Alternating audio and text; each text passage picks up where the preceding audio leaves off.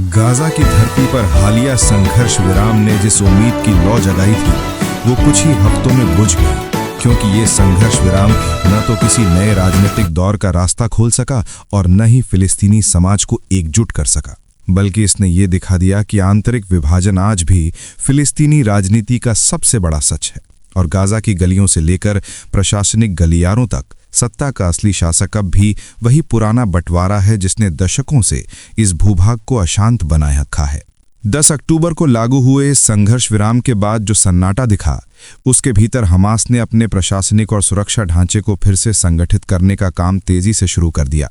उसने गाजा में अपने शासन को और मजबूत किया, जबकि स्थानीय राजनीतिक ताकतें लगभग निष्क्रिय रहीं। कोई भी गुट या संगठन हमास के वर्चस्व को चुनौती देने की स्थिति में नहीं था। इसी दौरान साबरा मोहल्ले में दगमाश परिवार के कुछ युवाओं की फांसी जैसी दर्दनाक घटना ने पूरे फिलिस्तीनी समाज में हलचल मचा दी।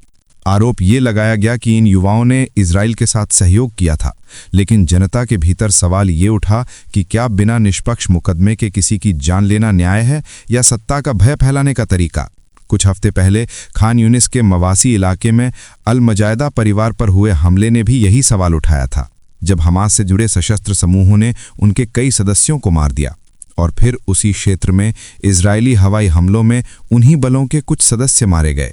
ये पूरा घटनाक्रम हमास के पुराने दौर की याद दिलाता है, जब उसने अपने शासन के शुरुआती वर्षों में सार्वजनिक रूप से मृत्युदंड दिए थे, जो मानवाधिकारों और अंतर्राष्ट्रीय कानूनों के स्पष्ट उल्लंघन थे। लेकिन इस बार जो और भी दुखद था वो ये कि इन घटनाओं पर जनता की प्रतिक्रिया नैतिक नहीं बल्कि राजनैतिक थी।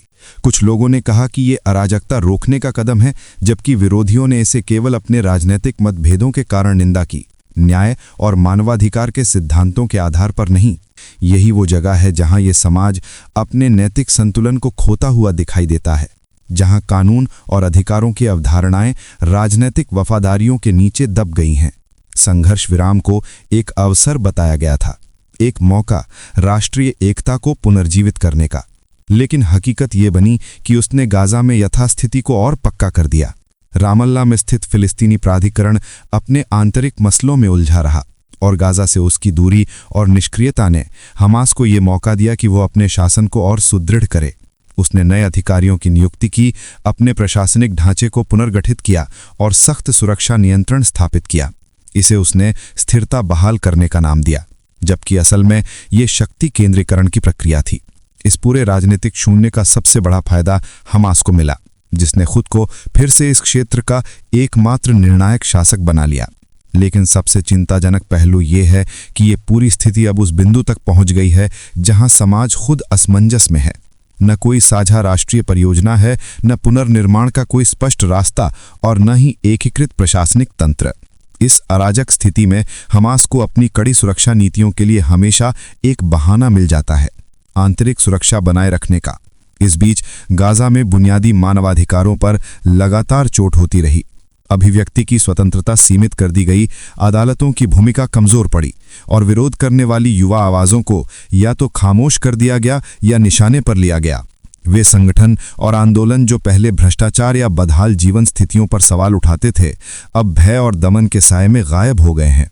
अंतर्राष्ट्रीय संस्थाओं ने बार बार हमास से अपील की कि वो फील्ड एग्जीक्यूशंस और प्रतिशोधात्मक हिंसा को रोके, लेकिन धरातल पर इससे कोई बड़ा बदलाव नहीं दिखा। हमास अभी भी डी फैक्टो अथॉरिटी यानी वास्तविक शासक के रूप में शासन चला रहा है। वो टैक्स वसूल कर रहा है, व्यापार पर नियंत्रण रख रहा है और सुरक्षा बलों के जरिए अपने विरोधियों पर नजर रख रहा है। युद्ध ने शासन की प्रकृति को नहीं बदला, बल्कि उसे और कठोर बना दिया है। कुछ रिपोर्ट्स का कहना है कि हाल ही में घोषित फांसी पर रोक केवल अंतर्राष्ट्रीय दबाव को कम करने की रणनीति थी, न कि नीति में कोई वास्तविक परिवर्तन। गाजा के न्यायालय और न्यायिक संस्थाएं तबाह हो चुकी हैं और इस माहौल में सुधार या जवाबदेही की कोई ठोस संभावना नहीं दिखती। फिलहाल हमास उस स्थिति पर शासन कर रहा है जो किसी विकल्प की अनुपस्थिति से उपजी है। वेस्ट बैंक में कमजोर फिलिस्तीनी अथॉरिटी के कारण हमास को चुनौती देने वाला कोई नहीं है। लेकिन अब बड़ा सवाल यह है कि क्या हमास की सत्ता लंबे समय तक कायम रह पाएगी? राजनीतिक योजनाओं में, खासकर जो ट्रंप योजना के आधार पर फिर से चर्चा में आई थी, ये प्रस्ताव है कि गाजा का शासन हमास से लेकर किसी नए सिविल या अंतर्राष्ट्रीय प्रशासन को सौंपा जाए, जो पुनर्निर्माण और सुरक्षा दोनों की निगरानी करे ताकि इजराइल के लिए खतरा कम हो। लेकिन जमीन की सच्चाई कुछ और कहती है। हमास अभी भी गाजा का सबसे संगठित और सक्षम ढांचा है, जो कम से कम बुनियादी स्तर पर लोगों के कामकाज को संभाल सकता है।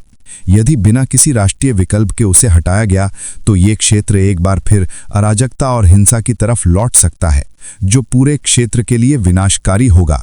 आज का गाजा एक ऐसे विरोधाभास में फंस गया है जहां एक तरफ लोग सुरक्षा चाहते हैं तो दूसरी तरफ स्वतंत्रता, एक तरफ व्यवस्था की जरूरत है तो दूसरी तरफ न्याय की पुकार।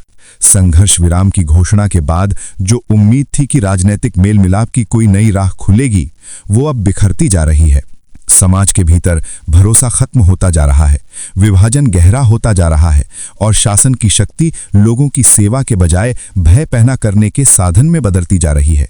और शायद यही इस समय गाजा की सबसे बड़ी त्रासदी है कि लोग युद्ध से नहीं बल्कि अपनी ही राजनीतिक व्यवस्था से थक चुके हैं। इस सारे परिदृश्य में अंतर्राष्ट्रीय समुदाय की भूमिका भी सवालों के घेरे में है। दुनिया ने बार बार संघर्ष विराम का स्वागत किया, पुनर्निर्माण की योजनाओं की घोषणा की, लेकिन फिलिस्तीनी जनता के भीतर के दर्द, असमानता और विभाजन की जड़ों को छूने की कोशिश नहीं की। परिणाम स्वरूप आज का गाजा एक ऐसी जगह बन गया है जहां हर घर में डर है, हर दीवार के पीछे निगरानी है और हर आवाज को बोलने से पहले सोचने की मजबूरी है। लोग पेश शांति चाहते हैं, लेकिन उस शांति की कीमत अपनी अभिव्यक्ति की आजादी देकर नहीं चुकाना चाहते। और यही वो इमोशनल मोड़ है जहां से गाजा की कहानी एक सवाल में बदल जाती है। क्या संघर्ष विराम केवल बंदूकें खामोश करने का नाम है, या ये समाज को नया जीवन देने का अवसर होना चाहिए? अगर जवाब दूसरा है तो गाजा को आज उससे बहुत दूर कर दिया गया है। जब तक आंतरिक एकता नहीं आती, जब तक न्यायिक संस्थाएं पुनर्जीवित नहीं होती और जब तक राजनीतिक प्रतिद्वंदता के स्थान पर राष्ट्रीय परियोजना नहीं आती, तब तक ये संघर्ष विराम केवल अस्थायी सांस जैसा रहेगा।